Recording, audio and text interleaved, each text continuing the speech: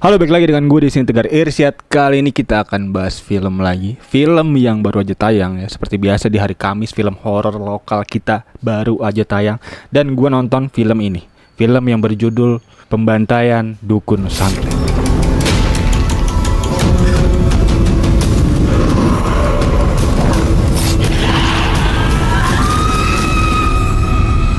Oke, film Pembantaian Dukun Santet ini menarik. Kenapa? Karena sutradaranya Azhar Kinoy Lubis, salah satu sutradara yang lagi banyak banget kerjaannya ya di tahun ini ya. Terhitung udah 4 atau 3 film, kemarin 3 film kalau nggak salah gue ingat. Sekarang film keempatnya berarti. Jadi ini benar-benar lagi kencang-kencangnya, dan di film terakhirnya seingat gue cukup oke secara penilaian, dan itu yang membuat gue tertarik untuk film ini. Dan juga gue lihat ya dari segi trailer oke. Yang main juga nama-nama yang cukup keren. Dan pertanyaannya sekarang, apakah film ini sesuai dengan ekspektasi gue tentunya setelah lihat trailer dan nama-nama yang oke ini. Untuk itu langsung aja akan kita bahas di review film kali ini. Let's go. Dan feels pertama yang gue rasakan setelah nonton ini, gue ngerasa film ini adalah film horor yang generik ya. Film horor yang gak jelek, tapi juga film horor yang sayangnya belum spesial menurut gue. Karena dari segi eksekusi di film horor ini rasa-rasanya tuh mirip-mirip ya sama film-film horor di tahun 2024 kemarin, yang masih banyak kekurangan juga, dan juga masih banyak poin-poin yang belum terjawab gue rasa dari segi ceritanya. Tapi pertanyaannya, apakah film ini cukup menghibur? Jawabannya tentunya iya. Ini film yang gue rasa cukup menghibur dan juga cukup bisa mengobati rasa takut kita gitu setelah nonton gitu. Jadi ada beberapa kesempatan secara jumpscare oke banget menurut gue. Jadi feels yang gue rasa pertama adalah ini film horor yang memang nggak terlalu berat, tapi juga film horor yang memang nggak terlalu spesial. Jadi memang jadi tontonan yang cukup popcorn movie dan juga cukup menghibur. Dan untuk review lengkapnya akan gue sampaikan di segmen review. Dan sekarang gue mau sampaikan dulu untuk sinopsis dari film ini, yang dimana film ini singkat cerita menceritakan seseorang santri ya, santri yang bernama Satrio. Dimana Satrio ini dia belajar di sebuah pesantren di pedalaman. Gua nggak tahu nih di mana disebutin wilayahnya, dan juga di plot cerita juga beririsan ya dengan situasi konflik yang terjadi di Indonesia pada tahun 1998. Jadi memang secara timeline mungkin ini film mirip-mirip sama film Pengepungan di Bukit Duri gitu dari segi cerita gitu ya, mirip gitu ya, karena di kota lagi ada kerusuhan. Dan ini ada side plotnya lagi yang menceritakan kejadian di sebuah desa gitu. Dan pesantren yang terletak di sebuah desa ini memiliki banyak santri. Salah satunya ada Satrio dan juga ada Anissa. Anissa yang diperankan oleh Aurora Ribeiro. Yang dimana Satrio dan Anissa ini memang sudah mulai mencium bau-bau yang tidak enak gitu ya. Udah mulai mencium kejadian-kejadian yang tidak enak gitu. Ada banyak kejanggalan-kejanggalan yang terjadi di dalam pesantrennya. Dan kejanggalannya apa? Kejanggalannya tentunya adalah Aurora Ribeiro di sini, si Anissa ini yang sering melihat hantu gitu. Dan terlebih lagi hantu-hantu yang dilihat oleh Anissa ini emang hantu-hantu yang cukup mengerikan dan juga cukup mengancam jiwa para penghuni pesantren. Dan tentunya Satrio dan Anissa dan juga guru di pesantren tersebut terus mencari tahu gitu apa yang sedang terjadi di pesantren ini. Dan bahkan lebih parah lagi, ternyata sang guru-guru di pesantren ini memang menyimpan informasi kepada para santri, yang tentunya ini membuat si Satrio dan Anissa ini makin bingung nih, ada apa sih sebenarnya di pesantren ini gitu. Dan sedikit demi sedikit misteri mulai terungkap, dan misterinya apa tentunya bisa langsung teman-teman tonton aja, karena gua nggak bisa ceritain, nanti bisa jadi spoiler tentunya ya. Dan untuk teman-teman semua yang penasaran, langsung aja tonton filmnya. Dan untuk review dari gue untuk film ini, gue ngerasa film ini film yang cukup oke dari segi plot cerita. Dari plot cerita nggak ada masalah, gue cukup suka. Dan bahkan ya di sepanjang film gue nggak ngantuk sama sekali ya. Jadi dibuat memang kita dijaga gitu ya untuk retensi watchnya, dijaga untuk kita penasarannya gitu ya di sepanjang film. Jadi di sepanjang film gue nggak ngerasa ngantuk sama sekali, itu poin plus tentunya. Dan dari segi plot cerita juga sebenarnya cukup oke. Walaupun memang di beberapa kesempatan bisa gue lihat ya ada pertanyaan-pertanyaan yang tidak terjawab gitu ya. Salah satunya adalah pertanyaan kenapa Pak Kiai nggak ketemu, dan apa jawabannya gue nggak tahu, kenapa masih diumpetin sampai akhir film. Dan juga nanti mungkin akan dijawab ya di film selanjutnya, mungkin film keduanya, mungkin sequel. Dan juga mungkin dari segi plot cerita yang masih gue pertanyakan, salah satunya adalah kita nggak diperlihatkan gitu dengan keakraban yang cukup oke dari Anissa dan Satrio, lalu tiba-tiba Anissa melarang Satrio untuk keluar dari pesantren pesantren yang gue nggak ngerti kenapa gitu.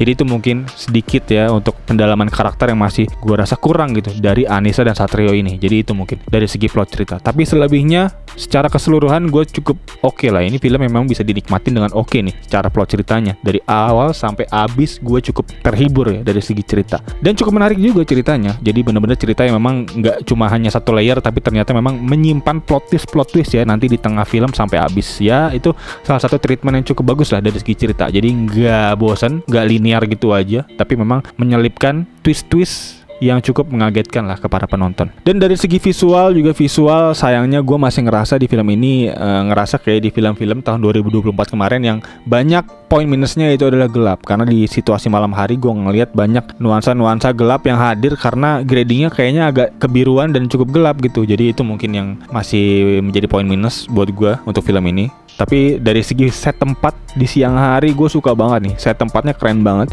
Di gunung, di tebing, dan juga bahkan kita bisa lihat ya nanti ada set tempat di tengah film di kampungnya Satrio, itu juga keren banget gue rasa. Jadi memang pemilihan tempat dari segi syutingnya film ini cukup oke harusnya. Karena gue ngeliat bagus-bagus lah untuk dari segi pemandangan-pemandangan yang diperlihatkan gitu di film ini. Yang bisa kita lihat lah bahkan di pesantren itu berdiri di pinggir bukit. Itu kan luar biasa keren banget ya. Gue gak pernah ngeliat tuh di Indonesia sebelah mana tuh ada pesantren di pinggir bukit kayak gitu. Itu keren banget menurut gue. Dan ini keputusan yang tepat banget menurut gue untuk Pak Azhar Kinoy Lubis untuk menempatkan plot cerita di tempat yang cukup keren ini. Itu cukup bagus harusnya. Namun sayangnya ya dari segi visual di malam harinya agak gelap, dan juga dari segi soundnya gue ngerasa soundnya masih kurang banget. Dan di beberapa kesempatan gue bisa ngerasa soundnya tuh kayak belum konsisten ya. Kadang-kadang di beberapa tempat gue ngerasa volumenya tuh ketinggian gitu ya, terlalu berisik. Dan bahkan kadang-kadang bisa gue temuin gitu soundnya, back sound musiknya maksud gue,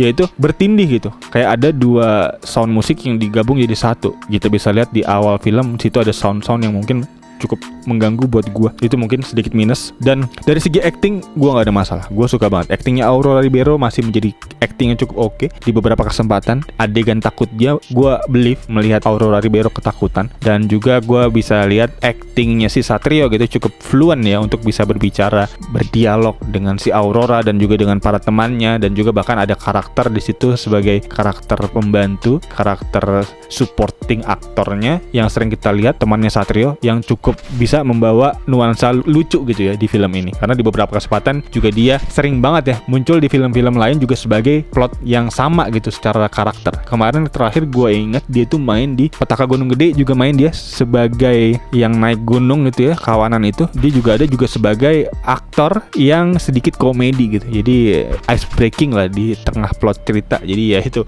mungkin salah satu plusnya, secara komedi berhasil lagi dibawakan oleh si temannya Satrio ini. Dan dari segi horornya, ini horor yang tadi seperti gue bilang cukup generik. Kita sering lihat gitu untuk treatment horor yang dibawakan di film ini tuh juga banyak udah dibawakan oleh film-film sebelumnya. Salah satunya contoh kayak ada treatment lagi ngejemur baju, lalu tiba-tiba ada hantu gitu di balik jemurannya. Itu kan kita sering banget lihat ya, kayak di film Do You See What I See, seinget gue juga ada scene kayak gitu. Dan juga di film Immaculate juga ada kayak gitu, film luar. Jadi banyak deh treatment yang udah dibawakan di film lain, dan di sini juga ada lagi. Jadi memang bisa gue bilang ya, feels tadi yang gue sampaikan di awal, gue ngerasa film ini cukup generik. Tapi apakah jelek? Tentunya enggak ya. Gue nggak bisa bilang film ini jelek. Dan apakah film ini spesial? Tapi sayangnya gue belum bisa bilang juga film ini spesial. Jadi memang film ini berada di tengah-tengah lah, dan juga bisa cukup menghibur lah untuk kita para penonton. Nggak jelek. Jadi ya gue cukup ya happy lah, nggak dibuat kecewa gitu. Dan dari pemilihan gaya movement kameranya, gue bisa melihat movement kameranya itu cukup oke. Ada beberapa scene handheld yang cukup membuat ya kita merinding lah. Karena di beberapa kesempatan juga jump scare yang dihadirkan, jump scare yang berasal dari handheld movement kameranya gitu. Jadi kita dibawa sebagai orang ketiga yang melihat, mengikuti sang aktor. Dan juga bahkan kita bisa lihat panning yang cukup tegas gitu, yang itu membuat juga kita cukup di sini mau ada jump scare nih. Itu mungkin sedikit poin plus lagi yang bisa gue sampaikan. Dan dari CGI-nya nggak spesial, cukup generik. Gue bisa lihat CGI kayak gini di beberapa film sebelumnya, kayak di Santet Segoro Pitu juga kurang lebih mirip lah untuk dari segi CGI-nya. Dan juga mungkin ada beberapa catatan ya untuk CGI di plot ending. Bisa gue lihat salah satunya ada temennya si Aisyah, si Nurul itu yang mukanya tiba-tiba keluar paku gitu ya. Itu ya kelihatan CGI banget. Jadi membuat gue untuk ngilunya tuh agak berkurang gitu. Dan itu mungkin sedikit kekurangannya dari film ini. Tapi gue bisa maklumin untuk kekurangan ini, memang kekurangan yang sering banget ditemuin di film-film horor Indonesia. Jadi ya ini mungkin perlu budget banyak ya untuk bisa membuat CGI yang cukup bagus banget gitu gue rasa. Dan apakah bisa disandingin dengan film-film gore kayak Final Destination? Kayaknya masih belum gue rasa. Jadi itu mungkin yang harus kita catat ya untuk PR film-film horor Indonesia dari segi CGI-nya, untuk dari segi gore-nya. Dan berikut kurang lebih untuk review gue plus minus yang gue bisa rasakan setelah nonton ini. Dan untuk penilaian dari gue untuk film ini, dari segi plot ceritanya bagus. Gue nggak bisa bilang plot ceritanya jelek, karena dari segi plot kita dibuat terus terjaga ya untuk bisa nonton. Gue sih ngerasa gue cukup terus penasaran gitu sampai akhir film. Dan untuk plot cerita mungkin bisa gue kasih dengan skor 4/5. Dan dari segi acting dan pendalaman karakter, sayangnya gue masih bisa temukan beberapa minus. Salah satu tadi pendalaman karakter dari tokoh utama kita yaitu Satrio dan Anissa, yang kalau emang mau dibuat lebih dekat itu ternyata belum dapat. Jadi gue ada beberapa scene yang cukup bingung gitu ngeliat kenapa si Anissa sebegitu care-nya gitu ketika si Satrio mau keluar dari pesantren. Itu mungkin yang jadi pertanyaan, dan itu yang membuat developing karakternya agak kurang menurut gue. Dan untuk acting dan karakternya bisa gue kasih dengan skor 2/3, karena dari segi Anissanya cukup oke actingnya, dan juga si Satrio dari segi dialog juga cukup oke. Jadi untuk acting gak ada masalah, tapi dari segi pendalaman karakternya yang mungkin agak perlu ditingkatkan lagi ya. Dan selanjutnya dari segi visual dan sound, sayangnya gue bisa bilang visualnya di malam hari cukup gelap, dan soundnya bisa gue bilang tadi seperti gue bilang untuk background musiknya ada beberapa yang kurang konsisten ya. Dari segi volumenya kadang terlalu besar, kadang juga ada beberapa background musik yang gue ngerasa tuh tumpang tindih ya. Salah satunya di scene ketika si Satrio dan temannya itu mau ngambil catatan punyanya Pak Ustadz gitu. Dia pengen tahu gitu apa sebenarnya terjadi gitu, dan itu ada background musik sebenarnya mau diangkat, ambience-nya adalah tegang gitu ya, karena mau ketahuan sama penjaga pesantren itu. Tapi sayangnya di situ bisa gue lihat ada 2 background musik yang kayaknya tumpang tindih, dan membuat gue agak aneh aja gitu mendengarnya. Dan untuk visual dan sound bisa gue kasih dengan skor 1/2. Dan untuk final verdict buat film ini bisa gue kasih dengan skor 7/10. Jadi untuk film ini gue bisa bilang film ini gak jelek, tapi juga belum spesial. Jadi cukup aja nilainya 7/10. Dan untuk teman-teman semua yang udah nonton gimana kira-kira? Untuk reviewnya bisa langsung klik di kolom komen di bawah. Tulis saja semuanya, nanti kita bisa diskusikan tentunya seperti biasa. Dan untuk teman-teman semua, apakah setuju atau enggak dari review gue ini, bisa langsung tulis saya di kolom komen di bawah. Dan kayaknya itu aja untuk review film hari ini. Untuk teman-teman semua yang udah nonton, thank you banget. Dan untuk teman-teman semua yang baru nonton, please banget langsung aja klik tombol subscribe dan juga loncengnya yang ada di bawah nih. Klik aja agar channel ini bisa terus tumbuh ya, untuk bisa memberikan review-review film-film lainnya ke depannya. Dan kayaknya itu aja untuk video kali ini. Sekali lagi thank you buat yang udah nonton. Dan untuk teman-teman semua, as always seperti biasa gue Tegar Irsyad.